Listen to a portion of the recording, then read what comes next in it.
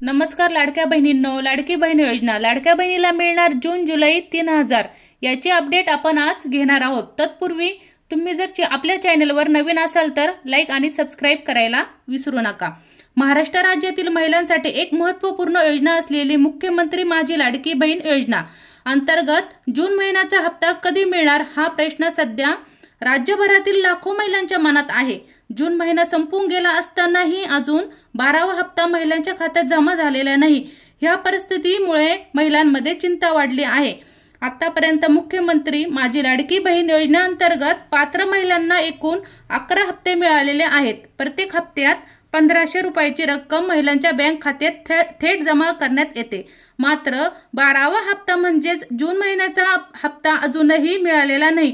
यामुळे महिलांमध्ये असंतोष वाढत आहे। राज्याच्या महिला व बाल विकास मंत्री अदिती तटकरे यांनी अलीकडेच स्पष्ट केले होते की लाडक्या बहिणींना लवकरच पैसे मिळणार आहेत।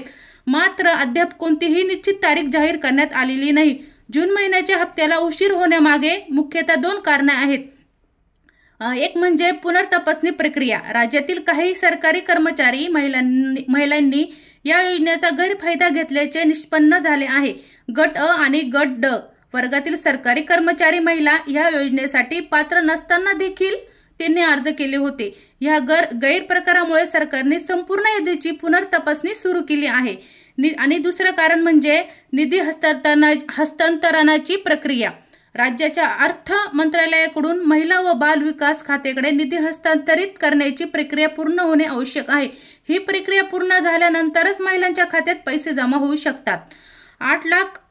8 लाख अर्जाची तपासणी बाकी आहे। सध्या राज्यभरात सुमारे 8 लाख महिलांच्या अर्जाची तपासणी अजूनही बाकी आहे। या तपासणीमध्ये मुख्यतः अपात्र लाभार्थीची ओळख करून त्यांना योजनेत काढून टाकण्याचे काम चालू आहे। ही प्रक्रिया संपल्यानंतरच पुढील हप्त्याची रक्कम वितरित करण्यात येणार आहे। या तपासणीमुळे मे महिन्याच्या हप्त्यालाही उशीर झाला होता। त्याचप्रमाणे आता जून महिन्याच्या हप्त्यालाही विलंब होत आहे। लाडकी बहीण योजनेअंतर्गत निधी वितरणाची एक ठराविक प्रक्रिया आहे। निधी मंजूर सर्वप्रथम राज्य सरकारच्या अर्थ विभागाकडून निधी मंजूर करण्यात येतो।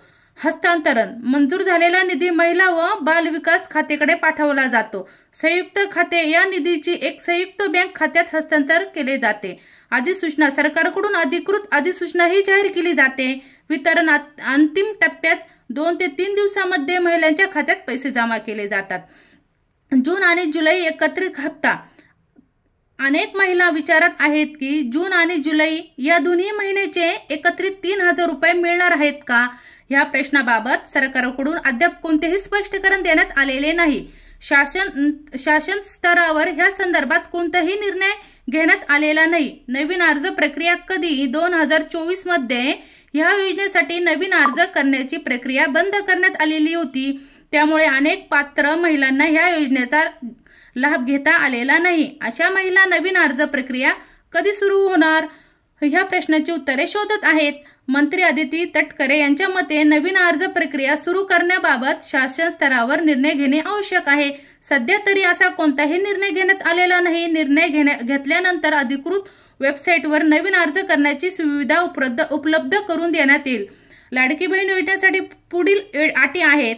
वयोमर्यादा 21 ते 60 वर्ष, कुटुंबाचे वार्षिक उत्पन्न 2.5 लाखापेक्षा कमी, सरकारी कर्मचारी किंवा त्यांच्या कुटुंबातील सदस्य पात्र नाहीत।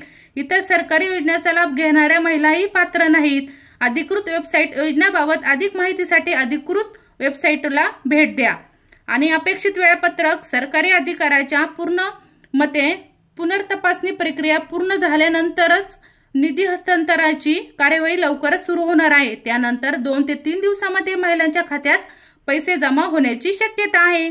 लाडकी बहीण योजनेच्या जून हप्त्याच्या प्रतीक्षेत असलेल्या महिलांना थोडा धीर धरावा लागेल। पुनर्तपासणी प्रक्रिया आणि निधी हस्तांतरणाची कार्यवाही पूर्ण झाल्यानंतरच लवकरच पैसे मिळण्याची शक्यता आहे।